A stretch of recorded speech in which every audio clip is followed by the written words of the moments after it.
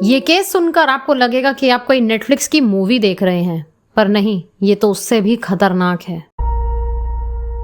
19 साल की मनीषा एक मासूम और शांत नेचर की लड़की थी, जिसकी आंखों में अपने आने वाले कल के लिए हजारों सपने थे। सपना था नर्स बनने का। वो अपने परिवार के लिए कुछ करना चाहती थी।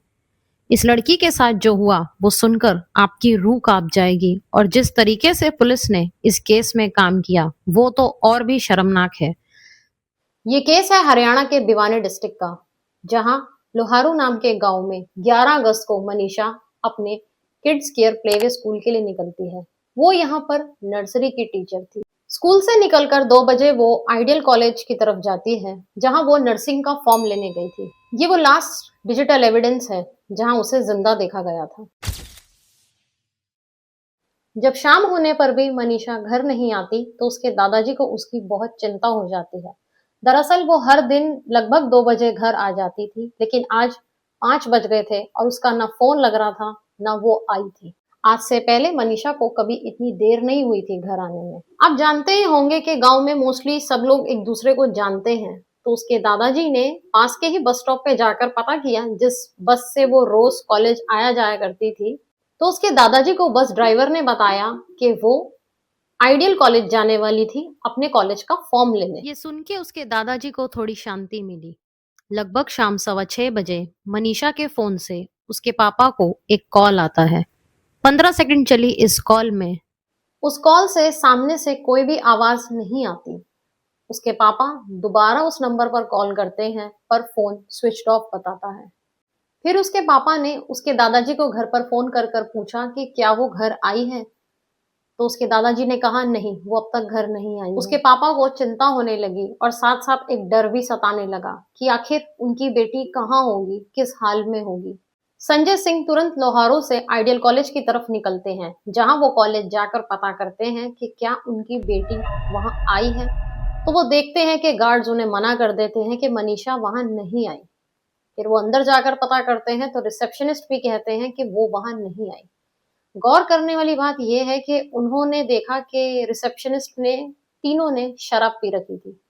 उसके पापा ने सीसीटीवी फुटेज दिखाने के लिए कहा, पर रिसेप्शनिस्ट ने साफ मना कर दिया।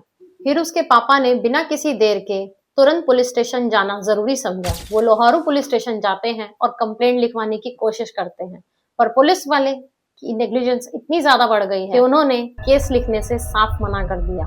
कहा कि वो घूम रही होगी, आ जाएगी, किसी के साथ घूमने गई होगी, 1-2 दिन में वापस आ जाएगी, लड़की है, भाग गई होगी, ये कहकर उनका मजाक उड़ाया।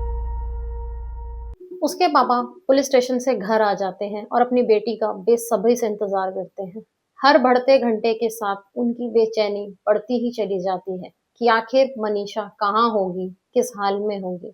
वो सुबह होते ही दोबारा लोहारू पुलिस स्टेशन जाते हैं कि शायद पुलिस उनकी अब कुछ मदद करे। 12 अगस्त को पूरा दिन पुलिस स्टेशन में बैठने के बाद शाम को फाइनली 5:15 बजे एएसआई शकुंतला उनकी कंप्लेंट लिखती है और उनके साथ कॉलेज जाती है। जब वो कॉलेज जाती हैं तो उन्हें भी आइडियल कॉलेज वाले फुटेज दिखाने से मना कर देते हैं और बोलते हैं किसी जेंट्स पुलिस को अपने साथ लेके आए होते तो बेहतर होता। मतलब देश में लेडीज पुलिस की कोई वैल्यू नहीं है शायद।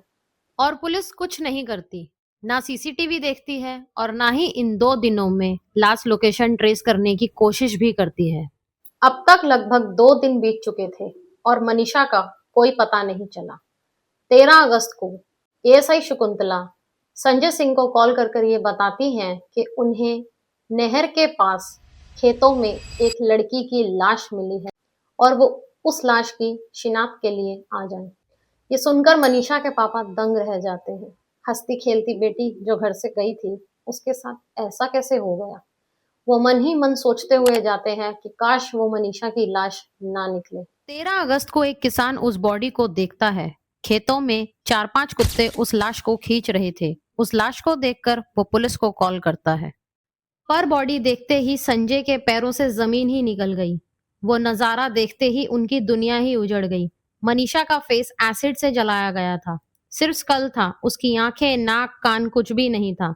उसकी गर्दन को किसी शार्प ऑब्जेक्ट से काटा गया था, जो उसके धड़ से सिर्फ 5 सेंटीमीटर से जुड़ी हुई थी, बाकी पूरा हिस्सा लटक रहा था। उसके लोअर गारमेंट्स भी, जैसे उसकी सलवार का नाला खुला हुआ था, जो क्लियरली इंडिकेशन था कि उसके साथ कुछ बहुत गलत हुआ है। ध्यान देने वाली बात यह है कि ये लोकेशन आइडियल कॉलेज से सिर्फ 1 किलोमीटर की ही दूरी पर है। लाश को देखकर सबके दिमाग में एक ही सवाल था कि आखिर कौन किसी का ऐसा हैवानियत भरा हाल कर सकता है। वो शख्स इंसान कहलाने के भी लायक ही नहीं है। इतनी सिंपैथी भी उस इंसान ने नहीं रखी। बात तेजी से गांव में फैल गई और लोगों का गुस्सा बहुत बढ़ गया। पुलिस ने बॉडी को पोस्टमार्टम के लिए भिवानी सिविल हॉस्पिटल भिजवा दिया। लोगों ने प्रोटेस्ट किया और उनकी सिर्फ एक ही मांग थी कि मनीषा के लिए सही न्याय किया जाए और क्रिमिनल को डिजर्विंग पनिशमेंट देनी चाहिए। पर 14 अगस्त की शाम 7 बजे सब कुछ बदल गया, क्योंकि पोस्टमार्टम की रिपोर्ट में सुसाइड का नया एंगल आया। डॉक्टर ने कहा कि मनीषा की किडनी में ऑर्गेनोफॉस्फोरस, जो कि एक तरीके का पेस्टिसाइड है, वो मिला है। और सिविल हॉस्पिटल वालों ने बताया कि मनीषा के साथ रेप हुआ ही नहीं था। उसकी बॉडी पे कोई स्ट्रगल मार्क्स नहीं थे, कोई जबरदस्ती का निशान नहीं था। मनीषा ने उस दिन सलवार कमीज पहना हुआ था, पर सिर्फ उसके फेस और नेक का ही बुरा हाल था, बाकी सारा शरीर पे ज्यादा जख्म नहीं मिले। पोस्टमार्टम की रिपोर्ट के हिसाब से अगर उसे जंगली जानवरों ने नोचा है, जैसे कुत्ते ने अगर उसे नोचा भी था, तो वो भी मौत के बाद। पर उसका सिर्फ मुंह ही नोचा, बाकी सारा शरीर सलामत कैसे रहा? उस दिन तो बारिश भी हुई थी, पर उस जगह पे कुत्तों के पैरों के निशान पुलिस वालों को क्यों नहीं मिले? इसके बाद मनीषा की फैमिली और पूरे हरियाणा स्टेट का गुस्सा बहुत बढ़ गया, जिसे शांत करने के लिए गवर्नमेंट ने कुछ पुलिस वालों का ट्रांसफर और सस्पेंड कर दिया। यहाँ तक के पूरे डिस्ट्रिक्ट का 2 दिन तक इंटरनेट बंद रखा, ताकि लोग आपस में ना कांटेक्ट कर पाए और ना ही प्रोटेस्ट। और 16 अगस्त को सेकंड पोस्टमार्टम के लिए रोहतक भेज दिया। दूसरे हॉस्पिटल वालों ने बताया कि उसे किसी वाइल्ड एनिमल ने अटैक किया है।